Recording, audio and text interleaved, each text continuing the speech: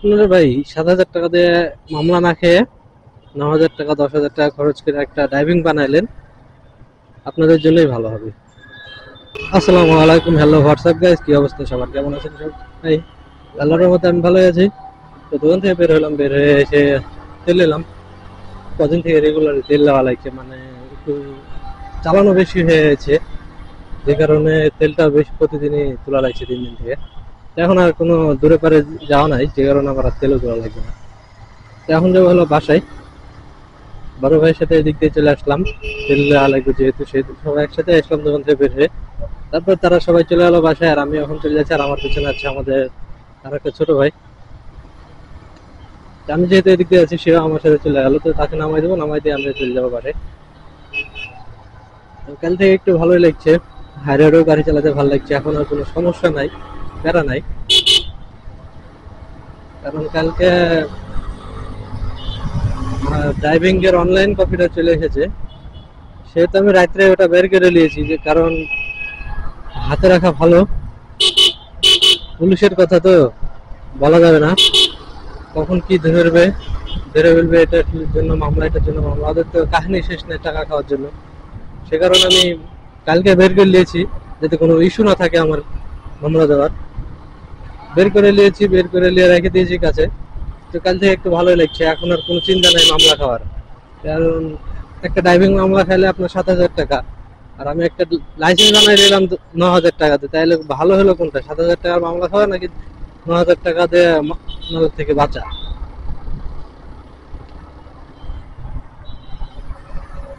একটা মামলা খাবেন আপনি ৭,০০০ টাকার, মামলাটা ভাঙাবেন, আবার আপনাকে মামলা দিতে আসবে।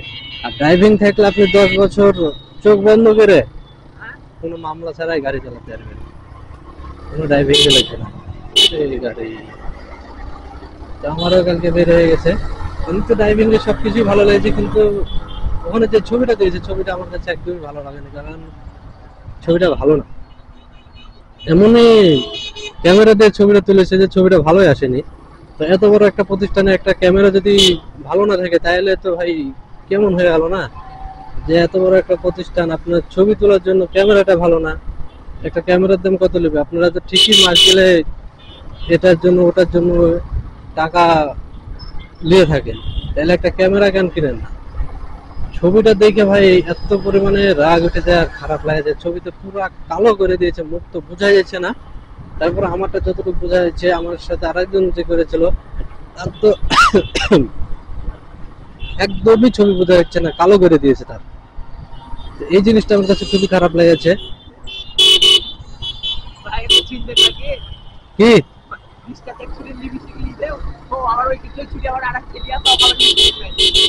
ভালোই তো, আমার এই জিনিসটা একদমই খারাপ লেগেছে। আপনাদেরকে দেখাবো ছবি কেমন এসেছে ড্রাইভিং এর, আমার এত বাজে ছবি এখন। ছবিটা তো অন্তত ভালো দিবে। এখন আর কোনো মামলার ভয় থাকলো না জীবনে। ড্রাইভিং হয়েছে, গাড়ির কাগজ ওকে, এখন আর কিসের ভয় মামলা? এখন যেই শালা মামলা দিতে আসবে তাকেই ঘুরে মামলা দিয়ে দেওয়া উচিত। সবকিছু ওকে থাকার পরেও যদি মামলা দেয়, তাহলে ভাই কি আর করার? আর এখন আমার সবকিছু ওকে। এর আগের বার গাড়ি কিনে যা বিপদে পড়েছিলাম ভাই, বলা বাইরে। গাড়ির কাগজ চালাই ফেলেছিলাম, তখন ড্রাইভিংও করা হয়নি, গাড়ি এমনি চালাই বেড়াইতাম। আর এবার গাড়ি কিনে সবকিছু ওকে করে দিয়েছি। যে পুলিশ ধরে কি করে আমাকে, সেটাই আমি দেখবো। মামলা দেয় কি করে? এখন আর মামলার কিছু থাকবে না। তো সবাইকে বলবো যে আপনারা ভাই ৭,০০০ টাকা দিয়ে মামলা না খেয়ে ৯,০০০ টাকা ১০,০০০ টাকা খরচ করে একটা ড্রাইভিং বানাইলেন, আপনাদের জন্যই ভালো হবে। তাহলে এমন যাও, আমিও যাই। আচ্ছা, থাকো।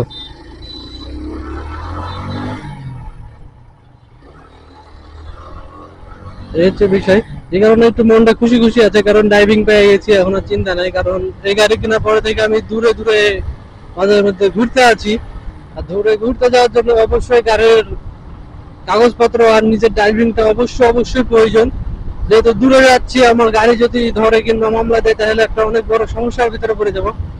এই কথাগুলো ভাবনা করে চিন্তা করে ড্রাইভিংটা আগে বানিয়ে দিয়েছি। তো সবকিছুর ভিতর দিয়ে আলহামদুলিল্লাহ এত কিছুর ভিতরে আমি সবকিছু সামলাই নিতে পেরেছি। আপনাদেরকে ড্রাইভিং এর একটা ছবিটা দেখায়, তাহলে বুঝতে পারবেন যে কেমন হয়েছে ড্রাইভিং এর ছবি। মানে কি আর বলবো, মাঝে মধ্যে হাসিয়ে লাগছে, মাঝে মধ্যে রাগে উঠে গেছে ড্রাইভিং এর ছবি দেখে। ওয়েট, একটু থামি, এখানে থামে দেখাই, নাহলে বুঝতে পারবেন না আপনারাও। বের করি, এখানে রেখে দিয়েছি। এখানে আমার গাড়ির কাগজপত্র সবকিছুই আছে পলিথিনের ভিতরে, যাতে পানি হলেও না ভেজে। তো এই হচ্ছে আমার ড্রাইভিং। আর ড্রাইভিং এর ছবি দেখেছেন, এটা কোনো ছবি বলেন, পুরো মুখ একদম কালো করে দিয়েছে। তারপরে যাক, হয়ে গেছে, ঝামেলা বেঁচে গেছি। তো এই জন্য অনেকটাই ভালো লাগছে এখন, যে মেন জিনিসটা হাতে পেয়ে গেলাম। এখন আর কোনো ঝামেলা থাকলো না। আর গাড়ি একদম ময়লা হয়ে গেছে, গাড়ি মোছা লাগবে, আবার ওয়াশ করাও লাগবে। কারণ আজকে একটু সকালবেলা বৃষ্টি হয়েছে, বৃষ্টির পানি পড়াতে একদম ময়লাগুলা বোঝা যাচ্ছে।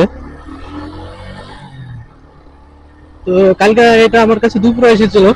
দুপুরে আসার পরে রাত্রে আমি সাথে সাথে গিয়ে আগে কম্পিউটার দোকান থেকে বাইরে করে লেবারেটিং করে নিয়েছি। কারণ যতদিন না স্মার্ট কার্ড আসছে ততদিন আমাকে এটাকে সংরক্ষণ করে নিয়ে বেরোতে হবে।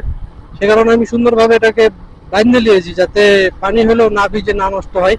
আর সব এই প্যাকেটের ভিতরে রেখেছি, এটা হলো সবথেকে আমার বড় সেফটি। এর ভিতরে গাড়ির কাগজ আছে, ডকুমেন্ট আছে, স্মার্ট কার্ড সবগুলো আছে।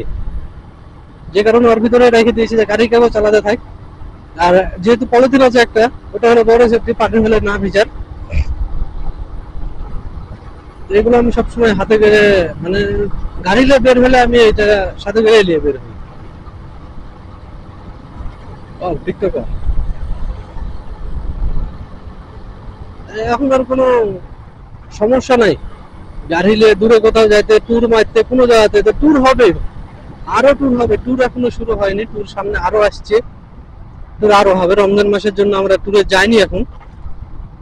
তারপরে একটা ইফতার দূরে করবে তাই বললো আজকে, তো এখনো ঠিক বলতে পারছি না করবো কি, তাও জানি না। আর রমজান পার হলে ঈদের পরে ট্যুর হবে তখন, কারণ রমজানের জন্য দূরে কোথাও রং টুল দেওয়া শরীরের পক্ষে একটা ঝুঁকি হয়ে যাবে। এমনিতেও রোজা থেকে দুপুর পরে একটা শরীরে এনার্জি থাকে না, সে কারণে দূরে কোথাও যাওয়ার সিদ্ধান্ত এখন নেওয়া হচ্ছে না, ঈদের পরে হবে।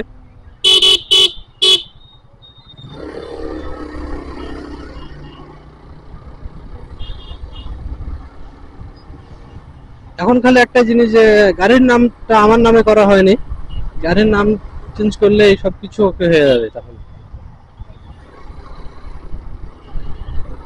আজকের ভিডিও এখানে শেষ করে দিচ্ছি। যদি ভিডিওটি ভালো লাগে তাহলে লাইক এবং শেয়ার করবেন। আর আমার চ্যানেলে নতুন হয়ে থাকলে একটা সাবস্ক্রাইব করে দেবেন। ভিডিও ভালো লাগলে ভিডিওতে একটা লাইক করে দেবেন। তো সবাই ভালো থাকবেন, আল্লাহ হাফেজ, দেখা হচ্ছে পরের ভিডিওতে।